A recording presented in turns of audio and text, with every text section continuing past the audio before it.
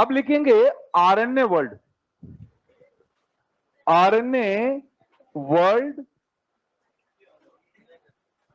RNA world में पहले RNA की बात करते हैं। अगर आरएनए की बात करते हैं तो आरएनए में जो शुगर है वो कौन सी है, राइबोज या डीऑक्सीराइबोज? और राइबोज शुगर अगर आपको याद है तो राइबोज शुगर के पास एक एक्स्ट्रा 2-OH याद है। एक्स्ट्रा 2-OH के कारण इसकी रिएक्टिविटी कम है या ज्यादा है, और स्टेबिलिटी, रिएक्टिविटी, स्टेबिलिटी। दूसरा अगर बात करते हैं नाइट्रोजन बेस की, तो इसके अंदर कौन कौन से नाइट्रोजन बेस है, एडेनिन, गुआनिन, साइटोसिन, यूरेसिल। ज्यादा सब बच्चों को आरएनए में क्या है, थाइमिन है या यूरासिल है? डीएनए में क्या है, और आरएनए में, डीएनए में, आरएनए में कर लो ना।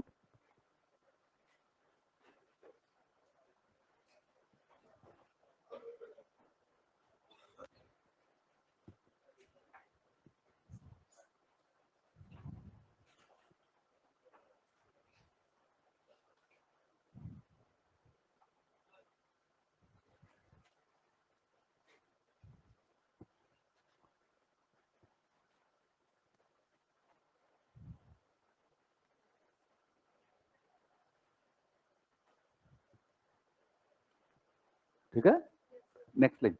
आरएनए प्रथम आनुवंशिक पदार्थ था। आरएनए प्रथम आनुवंशिक पदार्थ था, परंतु यह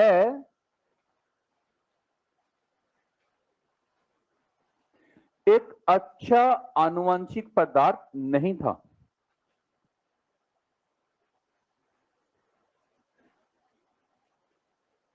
क्योंकि इसकी क्रियाशीलता अधिक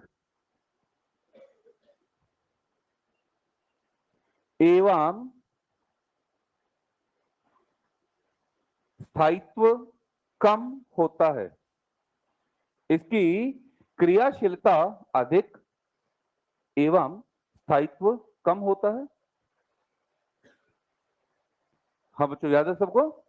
आरएनए में क्रियाशीलता कम है ज्यादा है? क्या कारण था? 2-OH, स्थायित्व कम है ज्यादा है? स्थायित्व, क्रियाशीलता, स्थायित्व। अच्छा एक बात और बताओ, आरएनए में म्यूटेशन की रेट भी कम है ज्यादा है? डीएनए में म्यूटेशन की रेट, आरएनए में म्यूटेशन की रेट, म्यूटेशन होना चाहिए नहीं होना चाहिए, बट कम होना चाहिए ज्यादा होना चाहिए? अगला, आरएनए में म्यूटेशन की रेट भी अधिक होती है।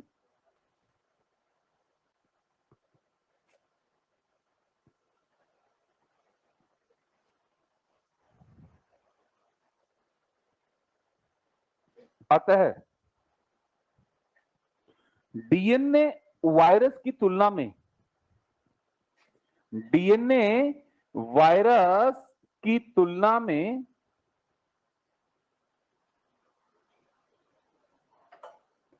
आरएनए वायरस तेजी से इवॉल्व होते हैं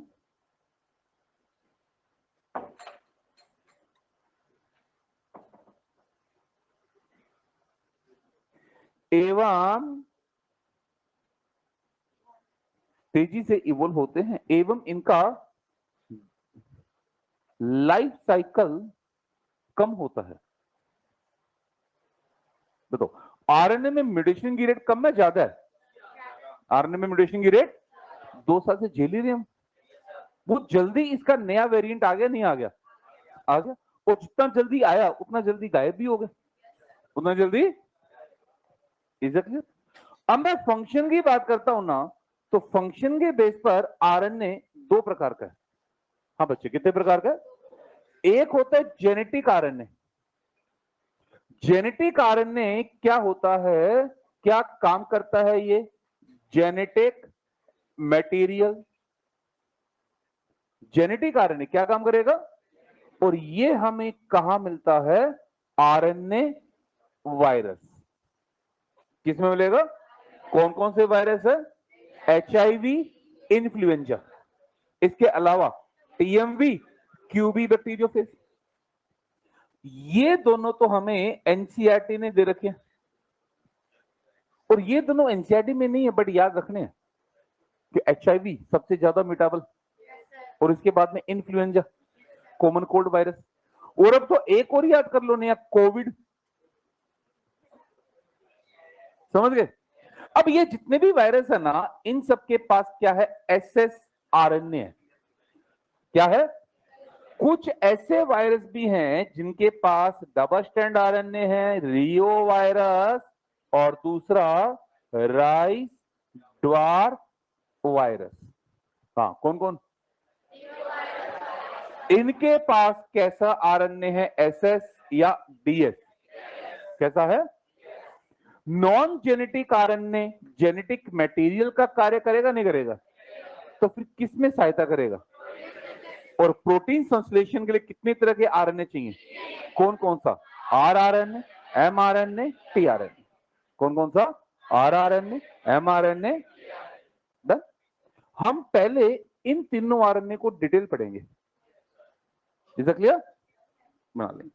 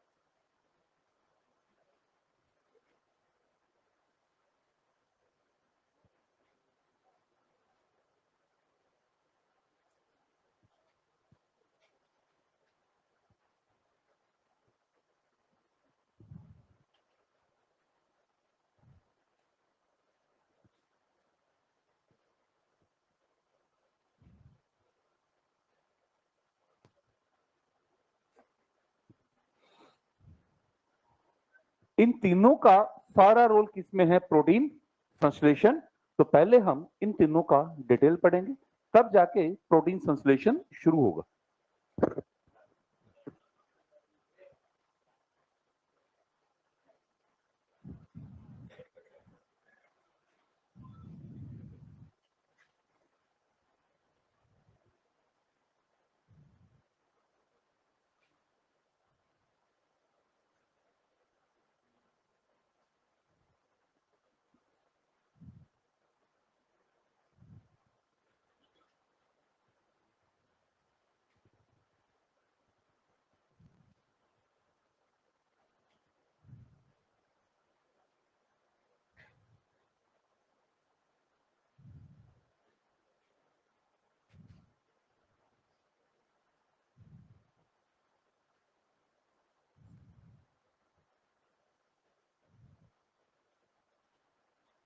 डन। चलो, पहली हेडिंग rRNA। सबसे पहले बात करेंगे rRNA।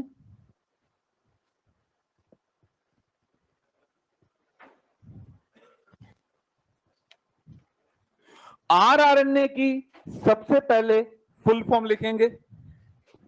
rRNA की फुल फॉर्म क्या है? Ribosomal RNA।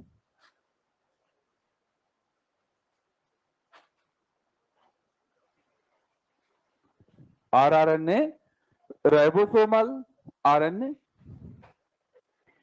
80% of total RNA।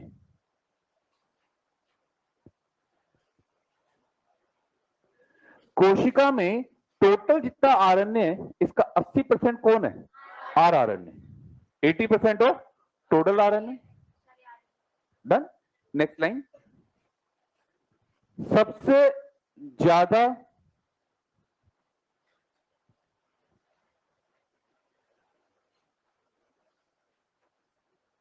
दूसरा, सबसे स्थायी एवं सबसे आदिम RNA।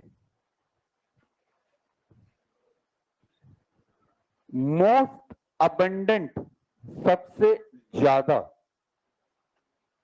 मोस्ट स्टेबल सबसे स्थाई, एंड मोस्ट प्रिमिटिव सबसे आदिम। ठीक है, नेक्स्ट लाइन। यह संरचनात्मक के साथ साथ उत्प्रेरकी भी होता है। अंडरलाइन, ये एनसीईआरटी में हमारी, यह संरचनात्मक के साथ साथ उत्प्रेरकी भी होता है।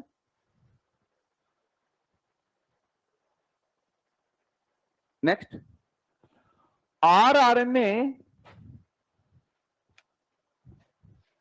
राइबोसोम का संरचनात्मक घटक है।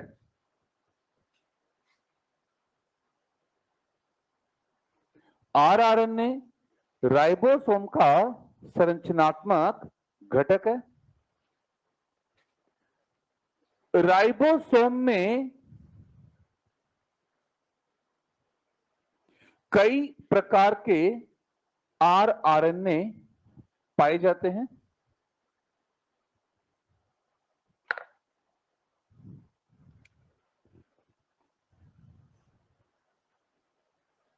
नेक्स्ट लाइन, संरचनात्मक होने के साथ साथ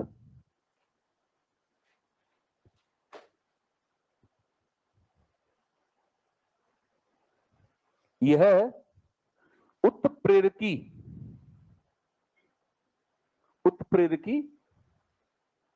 होता है। संरचनात्मक होने के साथ साथ यह उत्प्रेरकी होता है, अर्थात एंजाइम की तरह भी कार्य करता है। एंजाइम की तरह भी कार्य करता है।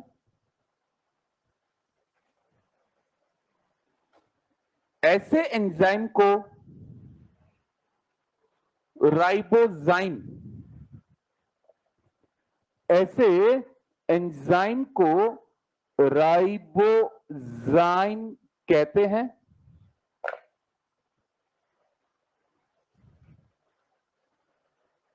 डन, आ जाओ बोर्ड पे।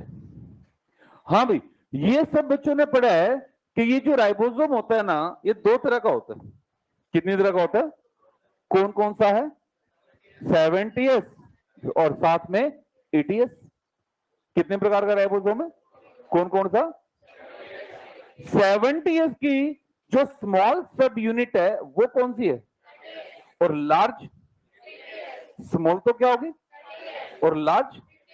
80S में स्मॉल सब यूनिट लार्ज, 70S में स्मॉल सब यूनिट लार्ज, 80S में स्मॉल सब यूनिट लार्ज। अब मैं जैसे पूछूं वैसे बोलना, पहले एस नहीं बोलना। एस, ये बोलो।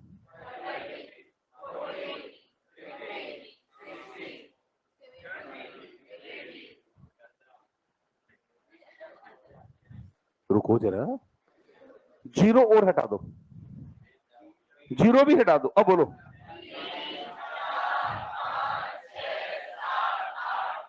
इवन एक तरफ, ओड एक तरफ, कंफ्यूजन आएगा ही नहीं। समझ गए? इवन एक तरफ, ओड एक तरफ। अच्छा चलो दोबारा बोलो, स्टार्ट करो।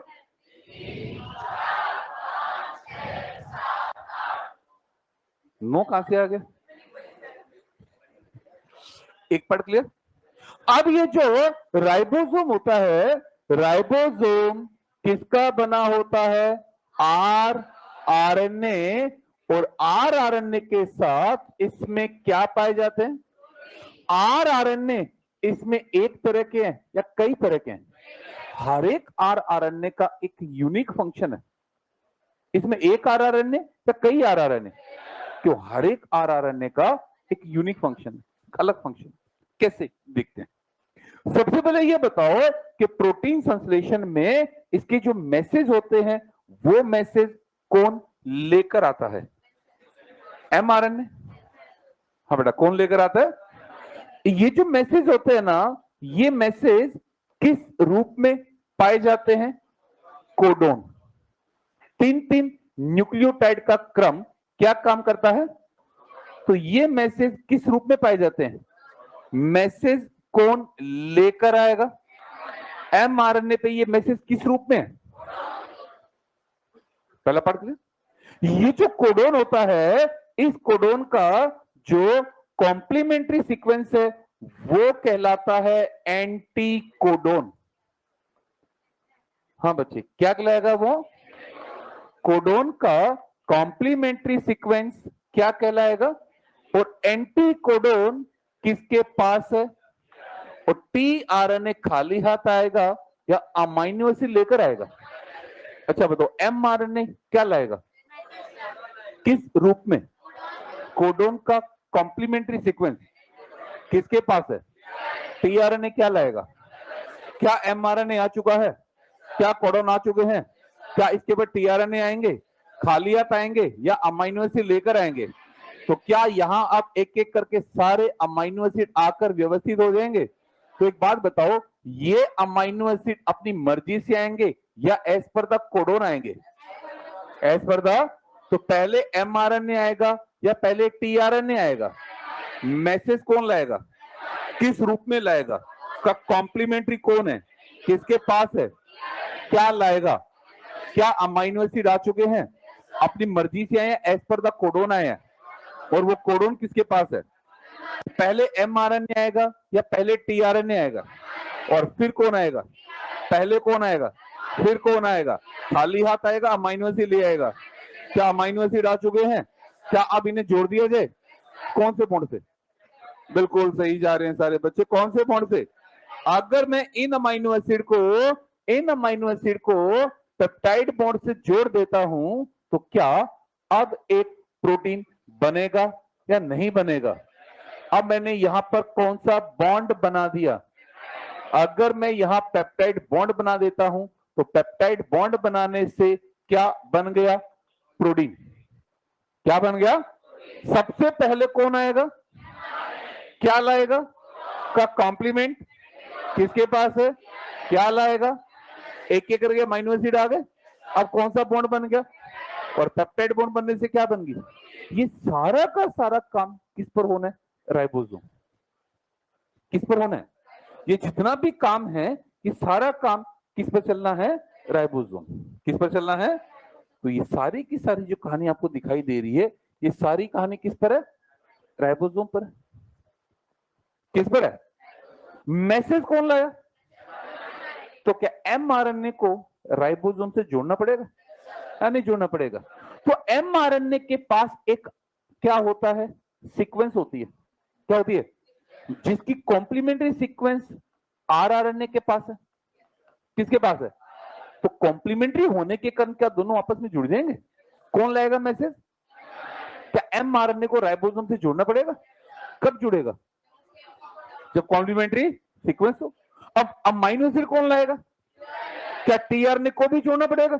तो टीआरएनए को जोड़ने के लिए भी इसके पास एक कॉम्प्लीमेंट्री सीक्वेंस है। डन। सबसे पहले किसको जोड़ना है, फिर किसको जोड़ना है? सबसे पहले किसको जोड़ना है, फिर किसको जोड़ना है, और फिर क्या बनेगा? क्या हर एक काम के अंदर एक आरआरएनए हेल्प करेगा या नहीं करेगा? तो कम से कम कितनी तरह के आरआरएनए चाहिए? 3। और वो 3 कौन कौन है? 16, 5, 23। बोलो कौन कौन है? कौन कौन है? सबसे पहले कौन आएगा? एमआरएनए को कौन जोड़ेगा? और फिर कौन आएगा? टीआरएनए को कौन जोड़ेगा? फिर क्या बनेगा? पेप्टाइड बॉन्ड कौन बनाएगा? सही जा रहे हैं। पेप्टाइड बॉन्ड कौन बनाएगा? तो बताओ, एक तरह का आरआरएनए या कई तरह के?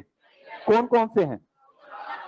सबसे पहले कौन आएगा, फिर कौन आएगा, फिर क्या बनेगा? क्या हर एक काम के लिए एक विशिष्ट आरआरएनए है या नहीं है? हर एक काम के लिए विशिष्ट आरआरएनए है या नहीं है? क्या सेम कहानी यू में भी होगी नहीं होगी? प्रो में ये काम कौन कर रहा है? 16, 5, 23 हिंदी में चलेंगे, कौन कर रहा है?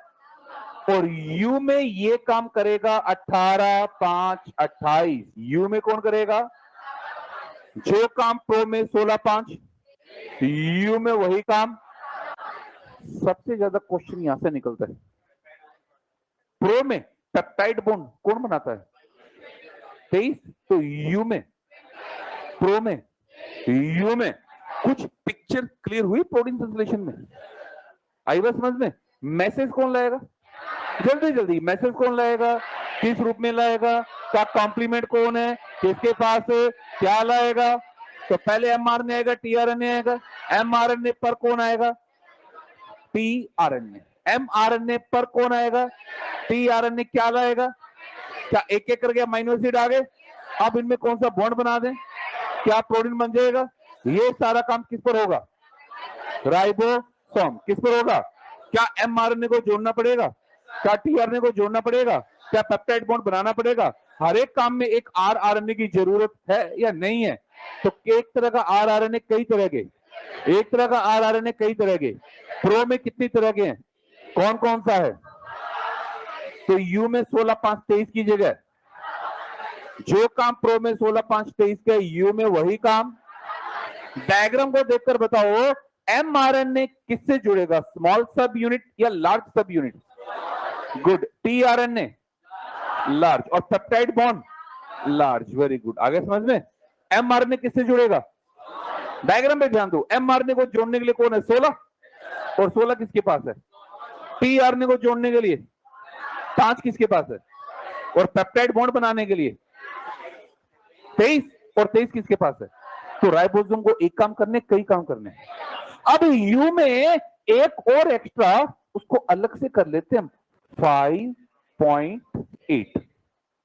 तो बच्चों यू में कितनी तरह के? 4। प्रो में, यू में 3 को तो पैरेलल चलने दो, एक अलग से करेंगे 5.8। 5.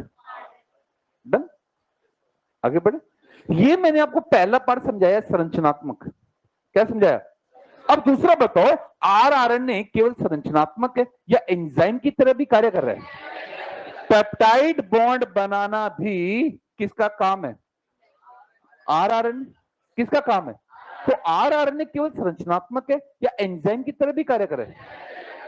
एंजाइम की तरह भी। जब खुद आरएनए एंजाइम का कार्य करता है तो ऐसे एंजाइम को क्या कहा जाता है? क्या कहा जाता है? तो ये हमारी एनसीईआरटी की लाइन है। आरआरएनए संरचनात्मक के साथ साथ उत्प्रेरकी भी होता है।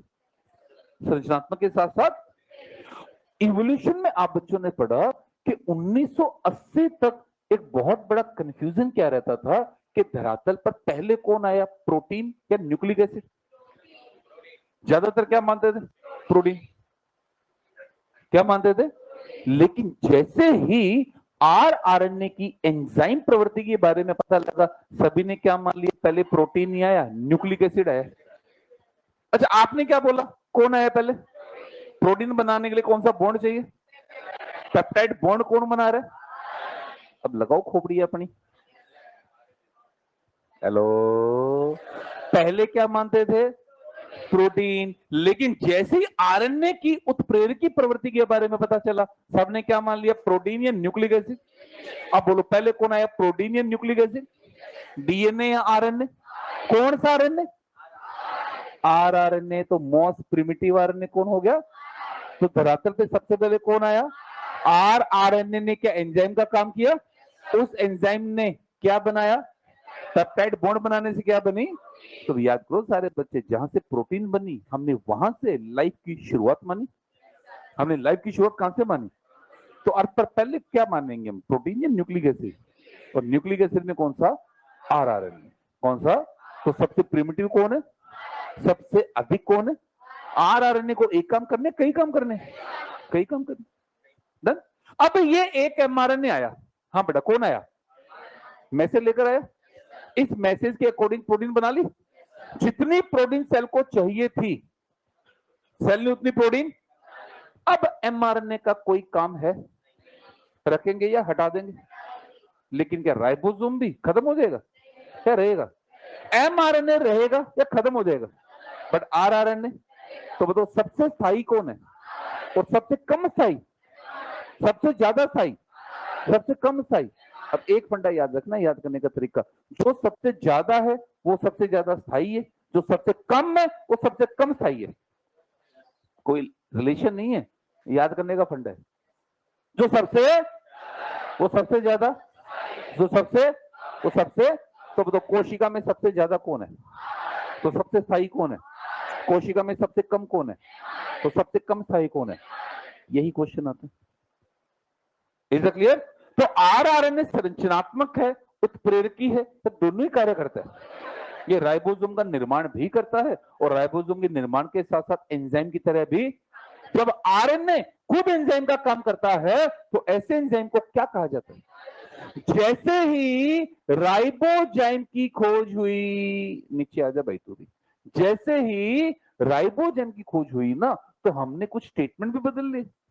राइबोजाइम की खोज से पहले हम कहते थे all the enzyme are protein, याद है सब बच्चों को? क्या कहते थे हम? सारे के सारे एंजाइम। बट आज हम क्या कहते हैं? सारे एंजाइम प्रोटीन है या लगभग सारे एंजाइम प्रोटीन है?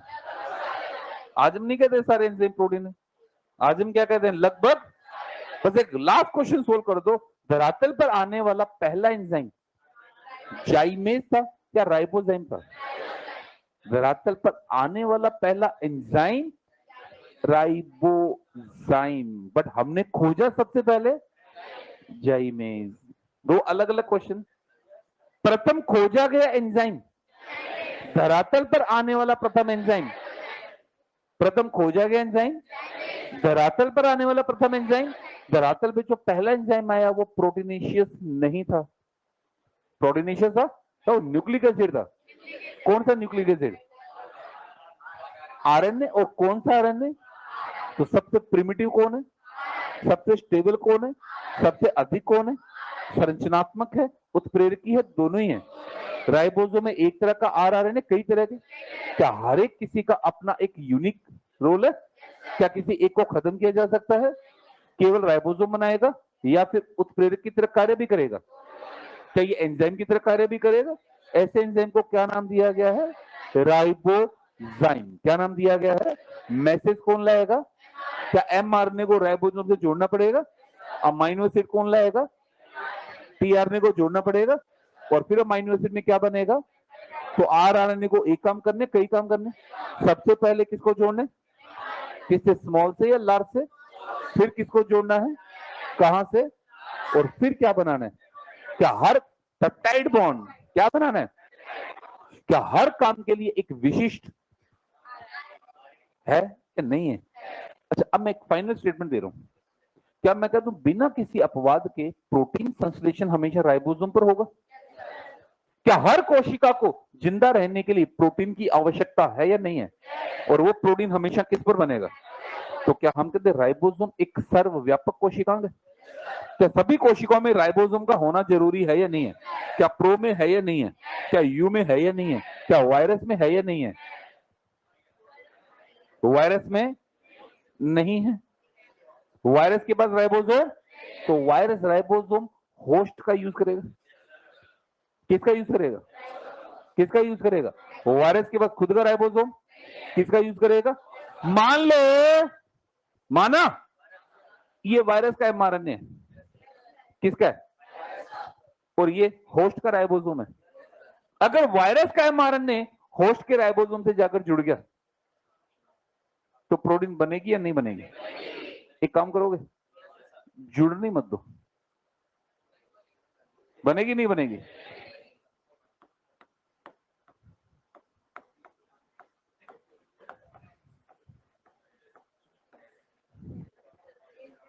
इंटरफेरॉन सुना हुआ है? इंटरफेयर क्या करेगा? इंटरफेयर किसके साथ करेगा? वायरल एमआरएनए और होस्ट राइबोसोम। मतलब वायरस एमआरएनए को होस्ट राइबोसोम से जाकर जुड़ने देगा, नहीं जुड़ने देगा? वायरस की प्रोटीन बनेगी नहीं बनेगी? वायरस अपना बहुगुणन कर पाएगा नहीं कर पाएगा? तो इंटरफेरॉन क्या होती है? Anti viral drug. क्या होती है? दोबारा बताओ, बिना किसी अपवाद के प्रोटीन हमेशा किस पर बनेगा? क्या राइबोसोम सर्वव्यापक है या नहीं है? प्रो के पास है या नहीं है? यू के पास है या नहीं है? वायरस के पास है या नहीं है? तो वायरस किसका यूज करेगा? मतलब वायरस एमआरएनए जाकर किससे जुड़ेगा? Host ribosome. अगर जुड़ गया तो प्रोटीन, नए वायरस वायरस का बहुगुणन, आसपास की कोशिकाओं को डैमेज, इससे बॉडी को नुकसान, रोको। हमारे शरीर में बनता है, हेलो, हमारे, और वो वायरस का बहुगुणन, कोई डाउट? ये बनेगा पूरा कॉपी में, उसकी जरूरत नहीं है। हाँ, ये पूरा बनेगा।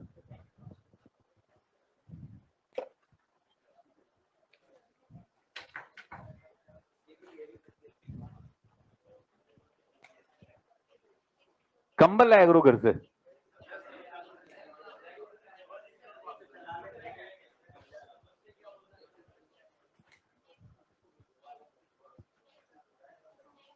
ओ मेरे नन्ना पाटेकर,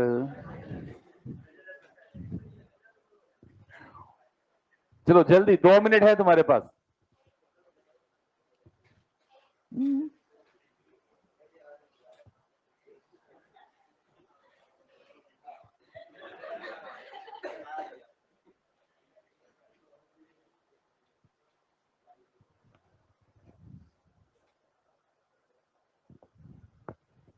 आरएनए के अंदर हम प्रोटीन संश्लेषण के बारे में काफी बात करेंगे, ठीक है?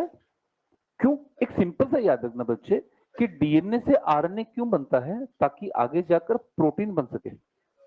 आगे जाकर तो प्रोटीन बनाने के लिए एक तरह का आरएनए चाहिए या कई तरह के, जिसमें से 3 मुख्य हैं। तीनों के बारे में थोड़ा थोड़ा आइडिया लग गया? एक एमआरएनए, एक टीआरएनए और एक आरआरएनए।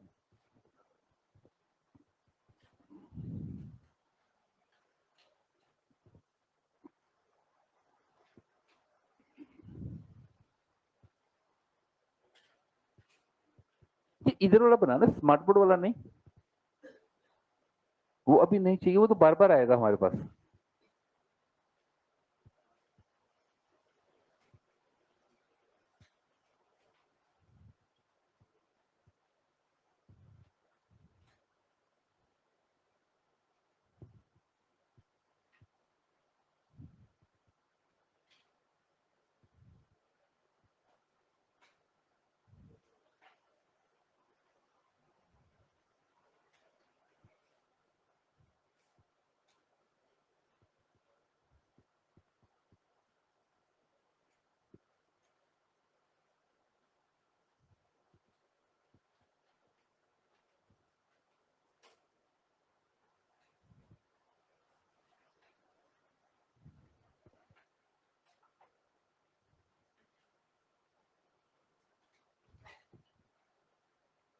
चले,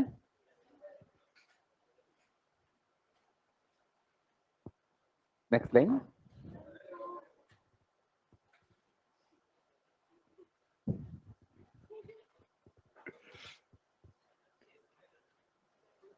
चलें पुत्रों, नेक्स्ट लाइन।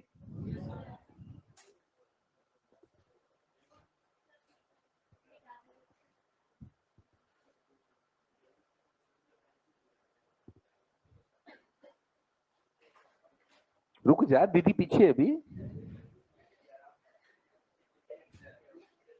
प्रोकैरियोट में, प्रोकैरियोट्स में आरएनए का संश्लेषण, प्रोकैरियोट में आरएनए का संश्लेषण साइटोप्लाज्म में होता है। प्रोकैरियोट में आरएनए का संश्लेषण साइटोप्लाज्म में होता है, जबकि यूकैरियोट में आरएनए केंद्रिका, जानते हो ना बच्चे, इंग्लिश में न्यूक्लियोलस, जबकि यूकैरियोट में आरएनए केंद्रिका में बनता है।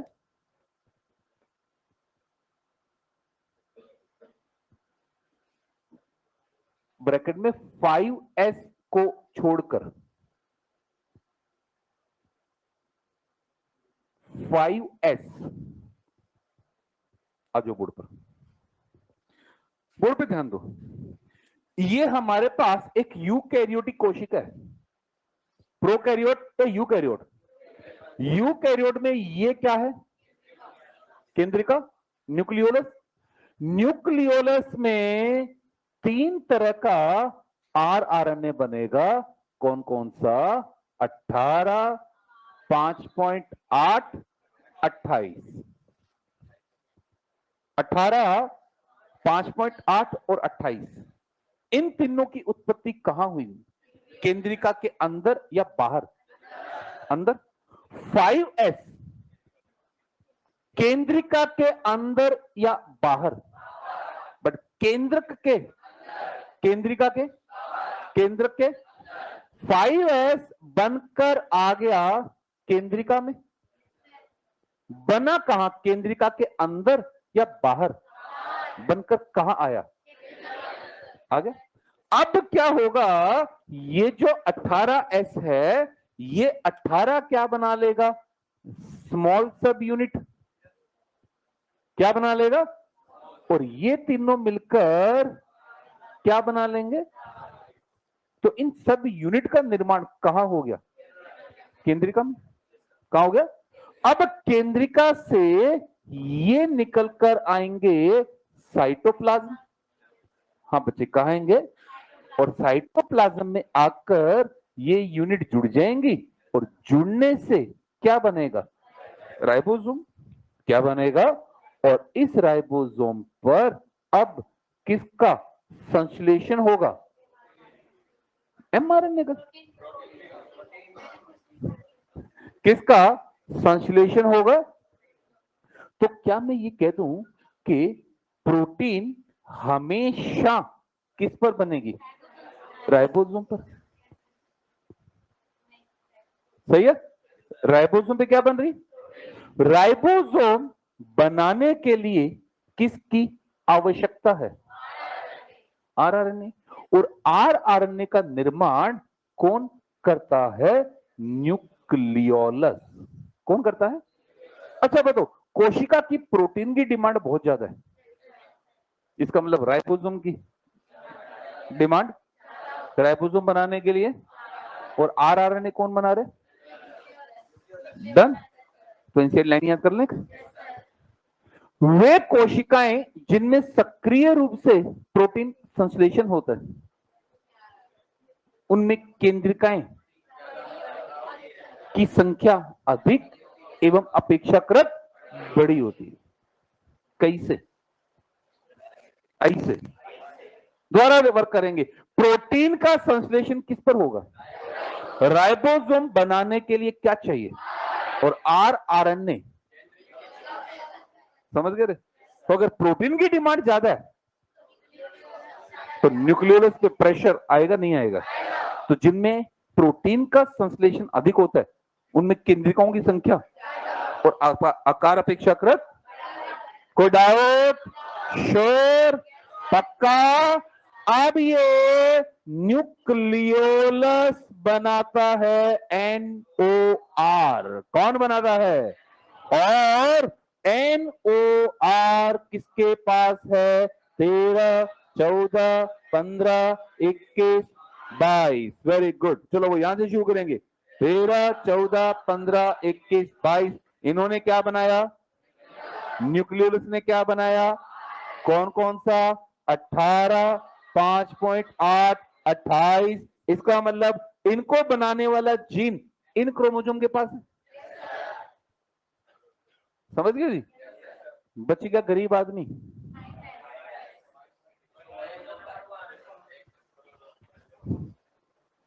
जय हो पिताश्री की। बता गए?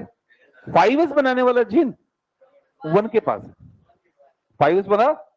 ये पांचों के पांचों क्रोमोसोम नोर क्या बनाएगा? न्यूक्लियोलस से। कौन कौन सा? इसका मतलब इनको बनाने वाला जीन तो इन पांचों के पास है? लेकिन 5s यहां बन रहा है या बाहर बन रहा है? तो 5s का जीन इनके पास है, फिर किसके पास है? कोई डाउट? हाँ, एक पॉइंट और। 5s की उत्पत्ति, 5s की उत्पत्ति केंद्रिका के बाहर, केंद्रिका के बाहर परंतु केंद्रक के अंदर। बिल्कुल सही। 5s की उत्पत्ति केंद्रिका के बाहर परंतु केंद्रक के अंदर।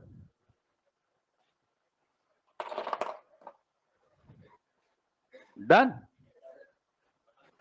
जरूर है, बनाया होगा तुम लोगों ने, बना होगा ना। छोड़,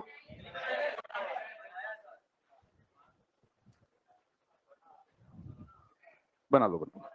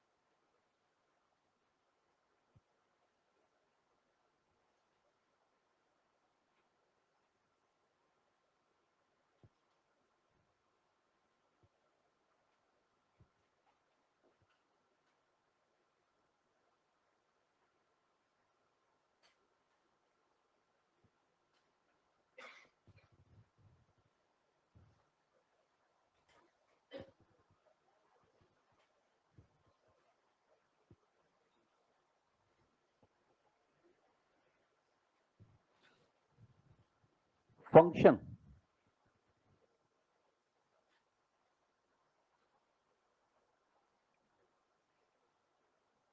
आरएनए के मेनली 3 काम है भाई। पहला एमआरएनए को जोड़ना, दूसरा और तीसरा पेप्टाइड। तो प्रोटीन भी क्यों रहती है? प्रोटीन बनाने के लिए पेप्टाइड।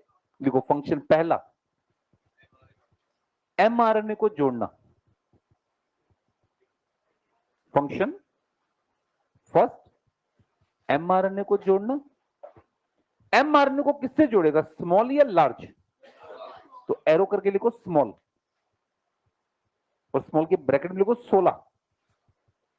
समझे कुछ? अरे समझे?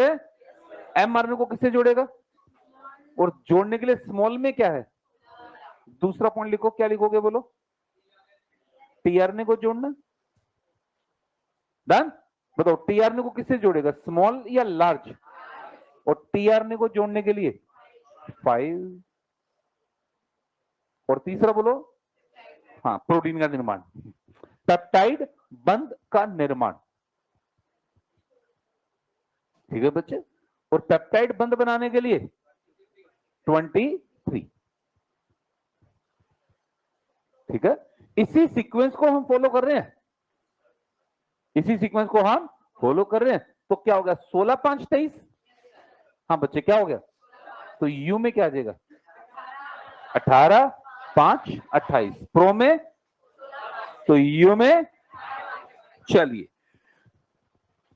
आरएनए के बाद सेकंड नंबर पे लिखेंगे mRNA. MRNA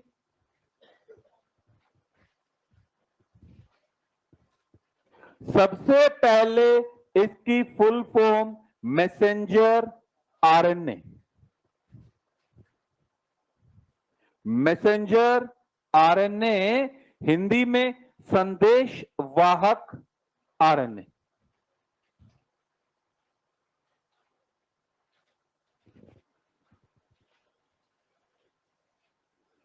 1 to 5% of total RNA।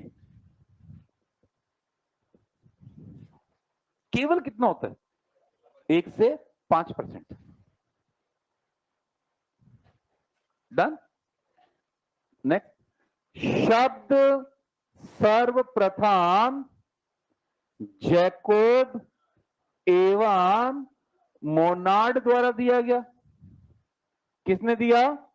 Jacob एवं मोनार्ड। क्योंकि यह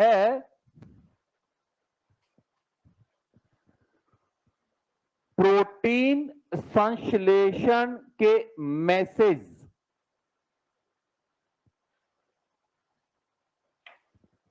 लेकर जाता है। प्रोटीन संश्लेषण के संदेश, प्रोटीन संश्लेषण के मैसेज लेकर जाता है। ये संदेश कोडोन के रूप में पाए जाते हैं। ये संदेश कोडोन के रूप में पाए जाते हैं, जो बनने वाली प्रोटीन में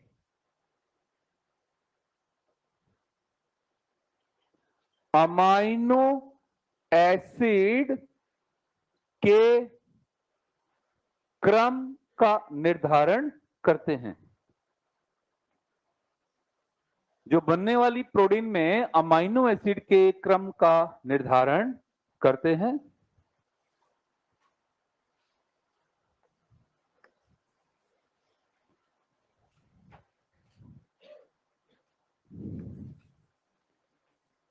क्लियर? आओ बोर्ड पर। हाँ भाई बताइए, मैसेज कौन लेकर जाएगा?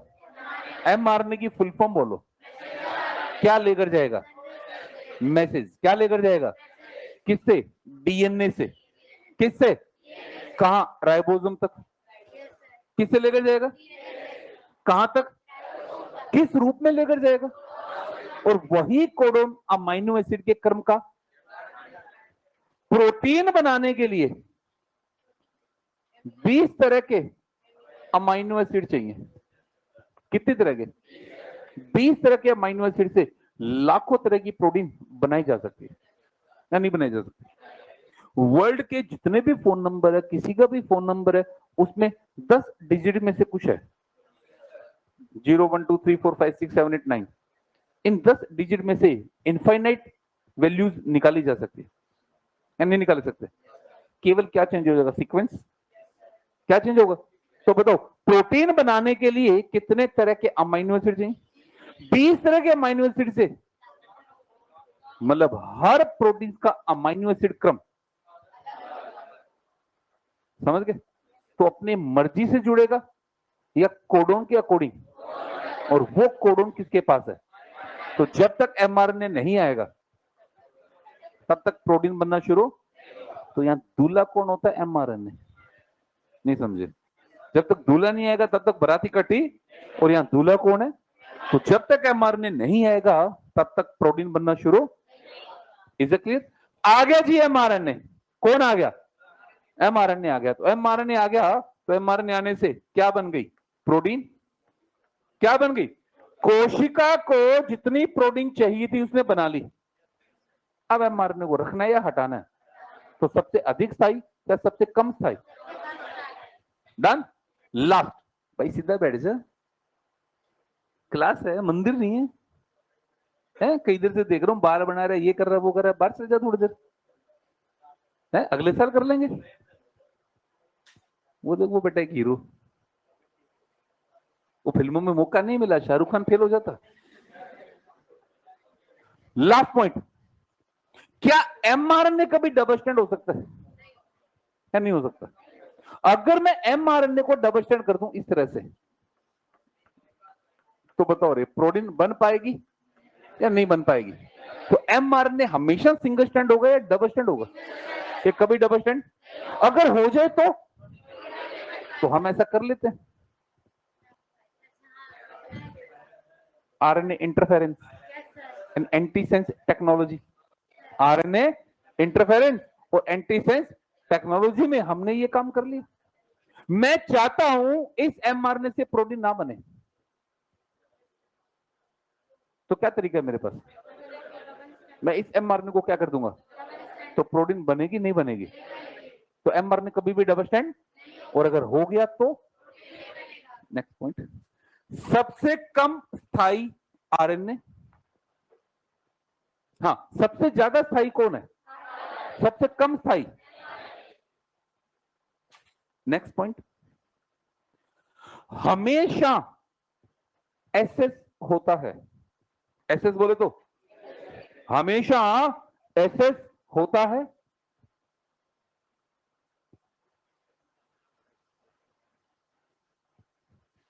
हाँ बेटा, क्या होगा, सिंगल स्टैंड डबल स्टैंड? हमेशा एसएस होता है। और लास्ट पॉइंट, प्रोटीन संश्लेषण के लिए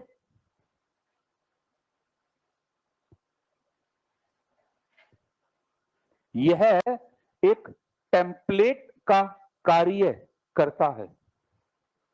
प्रोटीन संश्लेषण के लिए यह एक टेम्पलेट का कार्य करता है। देखो, प्रोटीन संश्लेषण में प्लेटफॉर्म कौन बनेगा? क्योंकि प्लेटफॉर्म क्या है, जहां भीड़ अगर इकट्ठी होनी। प्रोटीन बनाने के लिए क्या चाहिए? अमाइनो। प्रोटीन का बिल्डिंग ब्लॉक कौन है? तो अमाइनो एसिड कहां आकर इकट्ठे हो रहे हैं? तो प्रोटीन संश्लेषण के लिए टेम्पलेट कौन है? बचने सब बच्चों को, रेप्लिकेशन के लिए टेम्पलेट डीएनए, ट्रांसक्रिप्शन के लिए डीएनए। ट्रांसक्रिप्शन डीएनए पर आरएनए बनना है, रेप्लिकेशन में डीएनए पर। तो रेप्लिकेशन में प्लेटफॉर्म, ट्रांसक्रिप्शन में प्लेटफॉर्म, बट प्रोटीन संश्लेषण में प्लेटफॉर्म। प्लेटफॉर्म जहां भीड़ आकर इकट्ठी होगी। तो प्रोटीन संश्लेषण में अमाइनो एसिड कहां आकर इकट्ठे होंगे? तो प्रोटीन संश्लेषण में टेम्पलेट का काम कौन करेगा? ये एनसीईआरटी का वर्ड है। एमआरएनए प्रोटीन संश्लेषण में टेम्पलेट का कार्य करता है। डन। आरआरएनए संरचनात्मक एवं उत्प्रेरकी होता है। एमआरएनए टेम्पलेट का कार्य। एनसीईआरटी में एक एक लाइन है। Is it clear? बस एमआरएनए में इतना ही और नहीं। तीसरा, tRNA.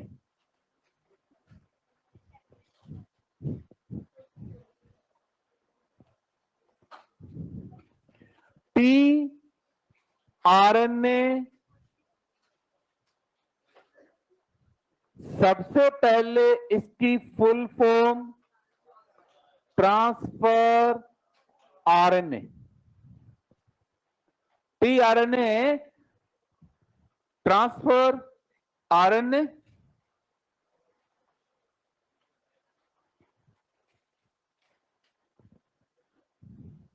Ten to 15% of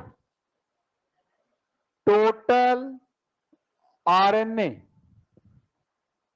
10 to 15% of total RNA। क्या नाम है इसका? तो काम मेरे को तुम बताओगे। अमाइनो एसिड को कहां से? साइटोप्लाज्म। और कहां पर? राइबोसोम। कहां से? कहां पर? कहां से? ये हमारी कोशिका है। कोशिका के अंदर ये राइबोसोम है। कौन है बच्चे? और राइबोसोम से आकर जुड़ गया एमआरएनए। कौन आकर जुड़ गया अभी? और इस एमआरएनए पर क्या है? कोडॉन। क्या है?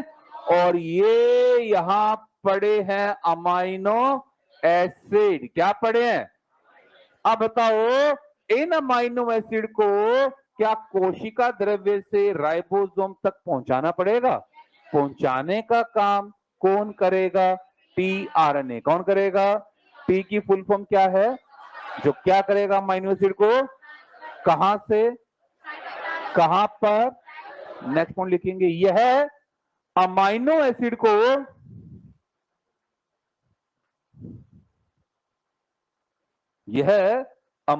एसिड को कोशिका द्रव्य से राइबोसोम की तरफ, अमाइनो एसिड को कोशिका द्रव्य से राइबोसोम की तरफ स्थानांतरित करता है।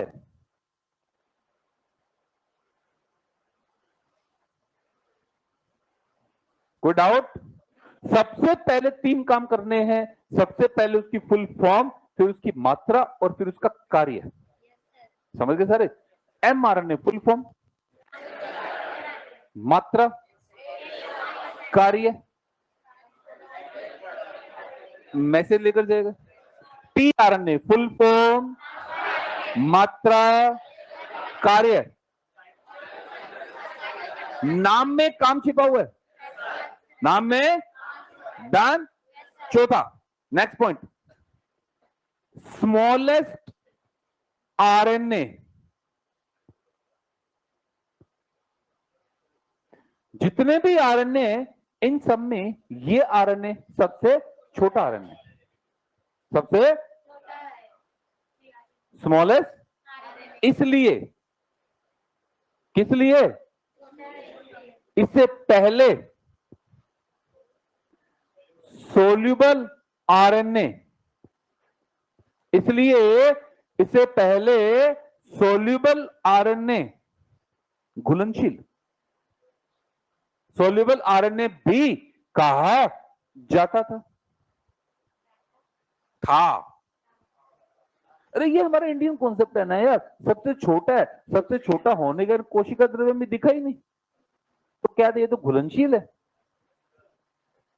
ये तो एक आदमी कुएं में कूदा बाहर नहीं निकला, तो कंक्लूजन आदमी जल में घुलनशील है।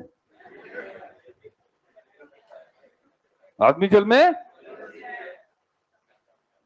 सबसे छोटा है, तो कोशिका द्रव्य में दिखाई, तो क्या कह दिया? डन। बोर्ड पर। बाद में आया क्रिक। कौन आया भाई? क्रिक ने क्या बताया?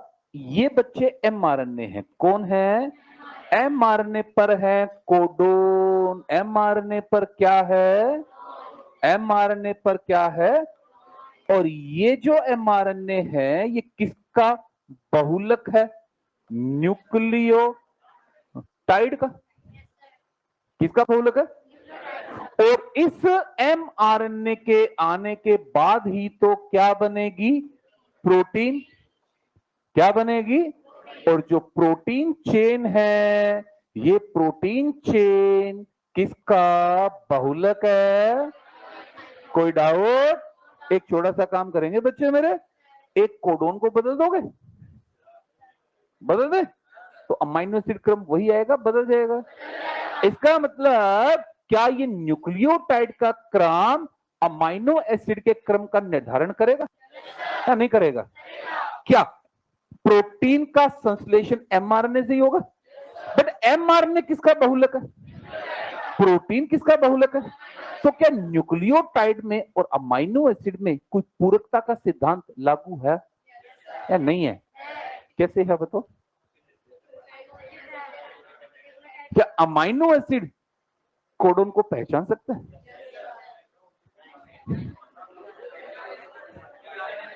नहीं, टीआरएनए तो भाई आया ही नहीं है। समझ गए? तो क्रिक ने बम फोड़ा। समझ गए? क्रिक ने क्या बताया? कमबख्तों, ये सोल्यूबल नहीं है, बल्कि इस अमाइनो एसिड में और कोडोन के बीच का अडेप्टर है। अच्छा एक बात बताओ, मोबाइल है ना सबके पास, डिस्चार्ज हो गया, क्या करोगे? चार्ज करोगे? घर जाते ही सॉकेट में लगा दोगे? नहीं, चार्जर की जरूरत क्या है? सॉकेट में लगा दो। समझ गए? क्या चाहिए? चार्जर। क्या चाहिए? इंटरनेशनल भाषा में कहलाता है अडेप्टर। क्या कहलाता है? तो मोबाइल सॉकेट में लगाओगे या अडेप्टर चाहिए? मोबाइल में सॉकेट के साथ कॉम्प्लीमेंट्री क्या चाहिए? अडेप्टर। अडेप्टर में भी क्षमता होनी चाहिए। समझ गए? अडेप्टर सॉकेट में भी लगना चाहिए और मांग के फोन में भी लगना चाहिए। अब आयुष का चार्जर एंड्रॉइड को चार्ज और एंड्रॉइड का चार्जर आयुष को चार्ज, क्योंकि इसमें पूरक था। तो क्या बताया इन्होंने, क्या बताया कि कोडोन और अमाइनो एसिड के बीच में कोई एक मॉलिक्यूल अडेप्टर का काम करता है। क्या काम करता है? अडेप्टर का मतलब जिसमें दोनों को पहचानने की क्षमता है। क्या कोडोन अमाइनो एसिड को डायरेक्टली पहचान सकता है? लेकिन कोडोन ही अमाइनो एसिड के क्रम का निर्धारण, लेकिन ये पहचान। तो क्रिक ने क्या बताया, दोनों के बीच कोई एक अडेप्टर है, कोई एक। नेक्स्ट टाइम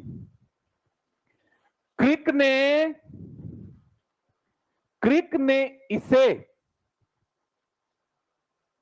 अडेप्टर, इसको हिंदी में क्या कहते हैं? अनुकूलक गलत वर्ड है एनसीईआरटी का, तू रहने दे। एनसीईआरटी वाले लिखो अनुकूलक। क्रिक ने इसे अडेप्टर आरएनए कहा। अडेप्टर अनुकूलक, एनसीईआरटी अनुकूलक लिखती है। क्रिक ने इसे अडेप्टर आरएनए कहा क्योंकि यह कोडोन एवं अमाइनो एसिड, क्योंकि यह कोडोन एवं अमाइनो एसिड के बीच कड़ी का कार्य करता है। कोडोन एवं अमाइनो एसिड के बीच कड़ी, ब्रैकेट में लिंक लिख लो। कोडोन एवं अमाइनो एसिड के बीच लिंक का कार्य करता है। पहले इसे क्या कहा गया था, सॉल्युबल या अडेप्टर? बाद में क्या कहा? 3 आरएनए आपके पास आ गए, R RNA, M RNA, T RNA, तीनों को एक साथ वर्ड मैं दूंगा, आप उसका सही आंसर बताएंगे। तीनों में से सबसे ज्यादा कौन है? रोना नहीं है, बोलना है। सबसे ज्यादा कौन है? सबसे स्थायी कौन है? सबसे कम स्थायी कौन है? सबसे छोटा कौन है? अडेप्टर कौन है? स्ट्रक्चरल कौन है? स्ट्रक्चरल, उत्प्रेरकी, टेम्पलेट, सॉल्युबल, सबसे कम स्थायी, सबसे ज्यादा स्थायी, सबसे ज्यादा, सबसे कम, सबसे छोटा। कौन संरचनात्मक है? टेम्पलेट, उत्प्रेरकी, घुलनशील, अडेप्टर। ये क्वेश्चन होते हैं, समझ गए रे? ये क्वेश्चन होते हैं। चलो एक बार और करेंगे, तीनों को एक साथ बात करेंगे। तीनों में से सबसे कम स्थायी अडेप्टर, सॉल्युबल, सबसे छोटा टेम्पलेट। मैसेज कौन लाएगा? अमाइनो एसिड कौन लाएगा? अमाइनो एसिड, पेप्टाइड बॉन्ड, पिटोगे तुम लोग। पेप्टाइड बॉन्ड, संरचनात्मक, सबसे ज्यादा, सबसे primitive, message, amino acid, peptide bond, सबसे अधिक स्थायी, सबसे कम स्थायी, सबसे छोटा। अमाइनो एसिड कौन लाएगा? संरचनात्मक कौन है? टेम्पलेट कौन है? घुलनशील कौन है? अडेप्टर कौन है? उत्प्रेरकी कौन है? सबसे कम स्थायी। डन? संरचना। अब बात करेंगे टीआरएनए की संरचना, टीआरएनए की स्ट्रक्चर की बात करेंगे। तो टीआरएनए की स्ट्रक्चर के हमारे पास 2 मॉडल हैं। टीआरएनए की अगर हम स्ट्रक्चर की बात करते हैं तो इसकी संरचना के हमारे पास 2 मॉडल हैं। एक होता है 2D, एक होता है 3D। 2D 3D, 2 पार्ट कर लेंगे, 2D 3D। 2D मॉडल किसने दिया था? हॉले ना, हॉले, नॉट द होले होले। और 2D में ये कैसा दिखाई देता है? क्लोवर लीफ लाइक, क्लोवर, लौंग की पत्ती की तरह, क्लोवर लीफ लाइक। 2D में हमें ये कैसा दिखाई देता है? Clover leaf like. हाँ बच्चों, 2D में कैसा दिखेगा हमें ये? Clover leaf like. ठीक है। 3D मॉडल किसने दिया था? Came and Clough. Came and, और 3D में हमें ये कैसा दिखाई देता है? Inverted L. हाँ बेटा, 3D में कैसा दिखाई देगा? Inverted L. 2D में कैसा दिखाई देगा? क्लोवर लीफ, लॉन्ग की पत्ती की तरह। और 3D में कैसा दिखाई देगा? Inverted L.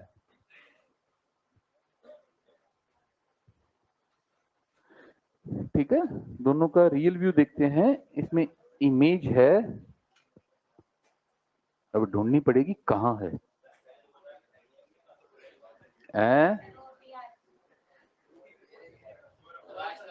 ये रहा, ये होती है लौंग की पत्ती। लौंग की पत्ती ट्राइफोलिएट होती है, त्रिपर्ण समान दिखाई देती है। पत्ती नहीं, क्या है जी? Clover leaf. तो 2D मॉडल है इसका। 2D मॉडल में कैसा दिखाई देता है ये? क्लोवर लीफ, लौंग की पत्ती की तरह। और 3D मॉडल की भी इमेज है, देखते हैं मिल जाए तो, है ना? अभी देख लेते हैं, मिल जाएगी? जाएगी कहां? देखो टीआरने की दो इमेज एक साथ होंगी, 2D 3D दोनों एक साथ हैं। ये रहा, मिल गया ना? ये इसका 3D मॉडल है। एल है या उल्टा एल है? ये कैसा मॉडल है? 2D है 3D? ये तो क्या है? 3 डायमेंशनल। क्या है? 3 डायमेंशनल में कैसा दिखाई देता है? उल्टा एल। और ये इसका 2D है। 2D में कैसा दिखेगा हमें?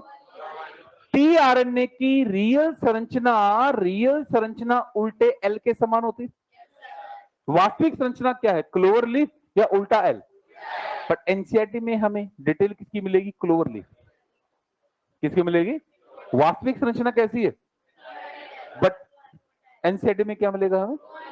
डायग्राम तो इन्होंने इन्वर्टेड एल का दे दिया, पर थ्योरी अभी भी क्लोवर लीफ की है। थ्योरी अभी भी, तो हेडिंग चलेगी clover leaf model. Clover leaf model.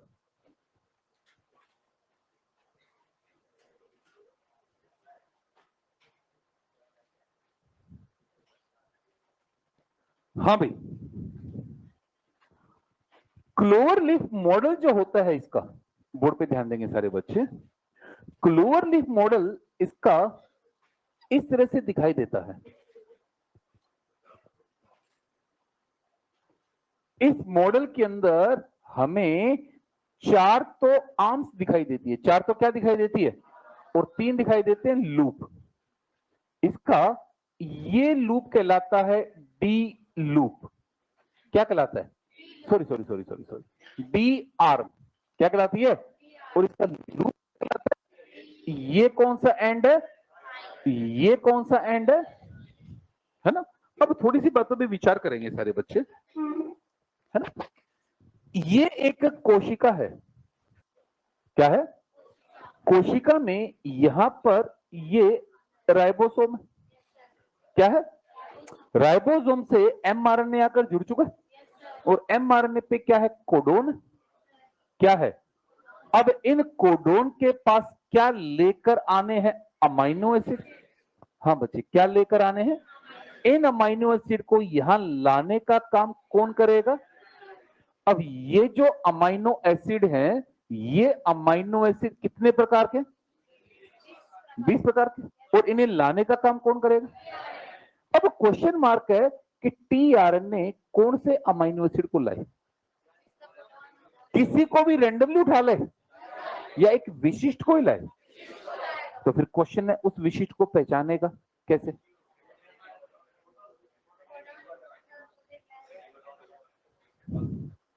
अभी बेटा अमाइनो एसिड पहचान, तू तो कोडोन एंटीकोडोन रिएक्शन पे आ गया। अभी उसको अपना आइटम उठा तो लेने दे, एमआरएनए बस बाद में आएगा। आप उल्टा सोच रहे हो, आप कोडोन एंटीकोडोन इंटरेक्शन पे आ गए। डन। अभी मैं mRNA के पास लाया नहीं, अभी तो मेरे को अमीनो एसिड पहचानना है। अभी पहचाना क्या है, समझ गए? अभी तो पहचानना है, अभी तो पहचानने के लिए ये टीआरएनए एक एंजाइम की सहायता लेता है जिसका नाम होता है अमाइनो एसाइल टीआरएनए सिंथेज। बोलो बच्चों क्या नाम है? अरे क्या नाम है? और ये वो एंजाइम है जिसका नाम है अमाइनो एसाइल टीआरएनए सिंथेज। क्या नाम है? इस एंजाइम के पास दो बाइंडिंग साइट होती है। इस एंजाइम के पास एक बाइंडिंग साइट होती है टीआरएनए के लिए, किसके लिए? और दूसरी होती है अमाइनो एसिड के लिए। कितनी बाइंडिंग साइट है? एक किसके लिए और दूसरे? एक किसके लिए और दूसरे? जितने भी अमाइनो एसिड होते हैं सभी अमाइनो एसिड का बेसिक स्केलेटन क्या एक जैसा होता है? लेकिन आर ग्रुप सभी में एक जैसा होता है या अलग होता है? इस आर ग्रुप की बाइंडिंग साइट एंजाइम के पास है। हेलो, आर ग्रुप की बाइंडिंग साइट। तो बताओ एंजाइम से रैंडमली कोई भी अमाइनो एसिड जुड़ेगा या विशेष जुड़ेगा? तो ताला चाबी सिद्धांत लगो, समझ गए? तो एक बात बता दो, अमाइनो एसिड कितनी तरह के?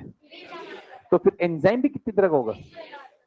अमाइनो एसिड कितनी तरह के तो एंजाइम भी कितनी तरह का होगा। इसका मतलब हर एक एंजाइम ने अपने विशिष्ट अमाइनो एसिड को पहचान लिया।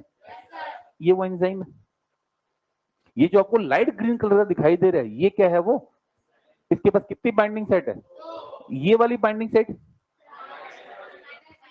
और ये वाली अमाइनो एसिड देखो CnH2COH, ये तो बेसिक स्केलेटन है। ये सभी का सेम होगा या अलग होगा? बट आर सभी में सेम है, वेरी करेगा। आर की बाइंडिंग सेट किसके पास है? किसके पास है? तो क्या इस एंजाइम से रैंडमली कोई भी अमाइनो एसिड जुड़ेगा क्या विशिष्ट जुड़ेगा? तो अमाइनो एसिड कितनी तरह का? कितनी तरह का? तो एंजाइम भी कितनी तरह का होगा? अमाइनो एसिड तो एंजाइम भी, अमाइनो एसिड तो एंजाइम भी। कोई डाउट? डन। तो इस एंजाइम ने क्या किया? अपने अमाइनो एसिड को पहचान लिया। इस एंजाइम ने क्या किया? अपने अमाइनो एसिड को, और पहचानने के बाद में ये अमाइनो एसिड क्या हो गया? इस एंजाइम से आकर जुड़ गया। जुड़ गया। तो इस तरह के एंजाइम अमाइनो एसिड कॉम्प्लेक्स कोशिका द्रव्य में घूम रहे हैं। कोशिका द्रव्य में जैसे मैं कहता हूं E1 ने किसको पहचान लिया? ग्लाइसिन। E2 ने एलेनिन। E3 ने कुछ भी बोल दो, टायरोसिन, कुछ भी बोल लेंगे। E4 ने ट्रिप्टोफैन। E5 ने फिनाइल एलेनिन।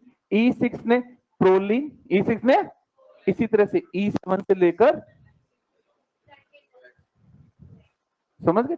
मतलब 20 तरह के एंजाइम कोशिका द्रव्य में घूम रहे हैं और सभी के 20 के 20 एंजाइम ने क्या किया? अपना अपना अमाइनो एसिड पहचान रखा। अमाइनो एसिड कितनी तरह का? तो एंजाइम भी, अमाइनो एसिड, एंजाइम भी। क्लियर? अब इस एंजाइम की जो दूसरी साइट है किसके लिए? अब यहां आकर जुड़ेगा टीआरएनए। कौन आकर जुड़ा? कौन आकर जुड़ा? जुड़ गया। पहले कौन आकर जुड़ा? अब कौन आकर जुड़ा? दोनों जुड़ गए। अब ये एंजाइम इस अमाइनो एसिड को टीआरएनए पे डाल देगा। किस पे डाल देगा? ये कौन था? किस पे डाल दिया? तो क्या अमाइनो एसिड टीआरएनए से जुड़ गया? तो टीआरएनए चार्ज हो गया, अनचार्ज हो गया। तो इस काम के लिए लगेगा एटीपी। क्या लगेगा? अब ये क्या है आपका? टीआरएनए अमाइनो एसिड कॉम्प्लेक्स है या केवल अमाइनो एसिड है? क्या टीआरएनए ने अपना अमाइनो एसिड पहचान लिया? सीधा पहचाना या एंजाइम की सहायता ली? उस एंजाइम का नाम क्या है? उस एंजाइम के कितने टाइप हैं? क्या हर एक एंजाइम अपने विशिष्ट अमीनो एसिड को पहचानेगा? क्या हर एंजाइम ने अपने अमीनो एसिड को पहचान लिया? क्या पहचान कर जाकर उसे जुड़ गया? क्या ऐसे 20 कॉम्प्लेक्स कोशिका द्रव्य में घूम रहे हैं? अब इस एंजाइम से कौन आकर जुड़ेगा? टी। क्या टीआरएनए ने अपने विशिष्ट एंजाइम को पहचान लिया? क्या टीआरएनए भी जाकर जुड़ गया? क्या अब एंजाइम के पास अमीनो एसिड और टीआरएनए दोनों जुड़ गए? अब इस अमीनो एसिड को किससे भेज देगा? भेज देगा। अब एंजाइम का कोई काम है या नहीं है? अब कोई काम? कोई काम। तो अब ये क्या बन गया हमारा? ये बोलो, ये क्या है? और ये कौन है? और ये क्या बन गया? High energy. क्यों, यहां क्या लगा? Is it clear? अब ये भाई चलेगा, कहां चलेगा? एमआरएनए की तरफ। कहां चलेगा? और एमआरएनए पर, इधर आ जा, ये कौन है? एमआरएनए पर है कोडोन। कौन है जी? और टीआरएनए पे कौन है? एमआरएनए पे कौन है? टीआरएनए पे कौन है? तो एंटी कोडोन जाके किससे जुड़ गया? कोडोन किसके पास है? एंटी कोडोन किसके पास है? कोडोन से कौन जुड़ गया?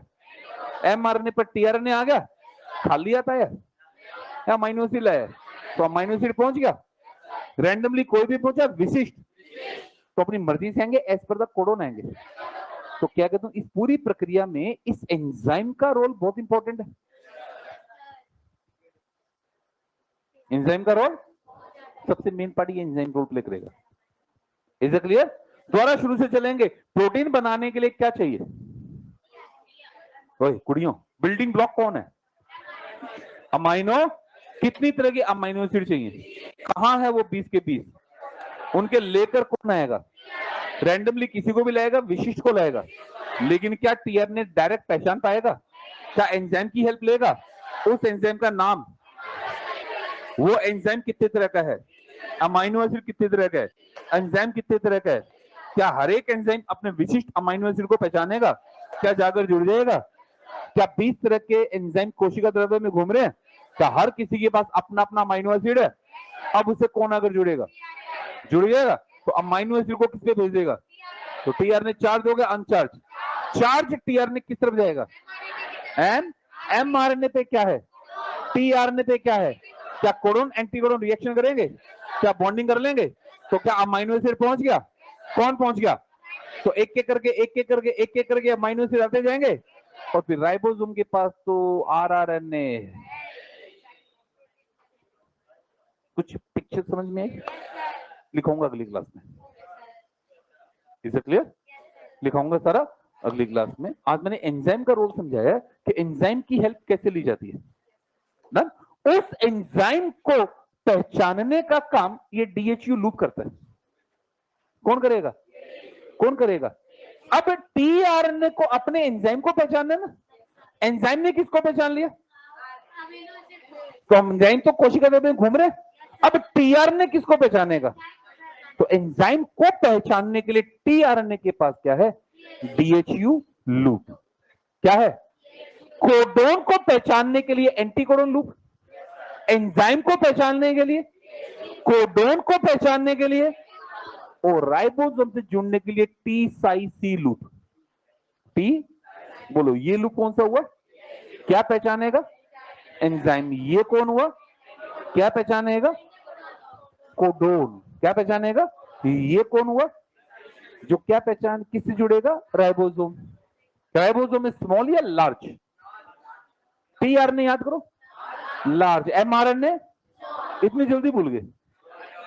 एमआरएनए और टीआरएनए कल रट कर आना अच्छे से। डन? बाकी कल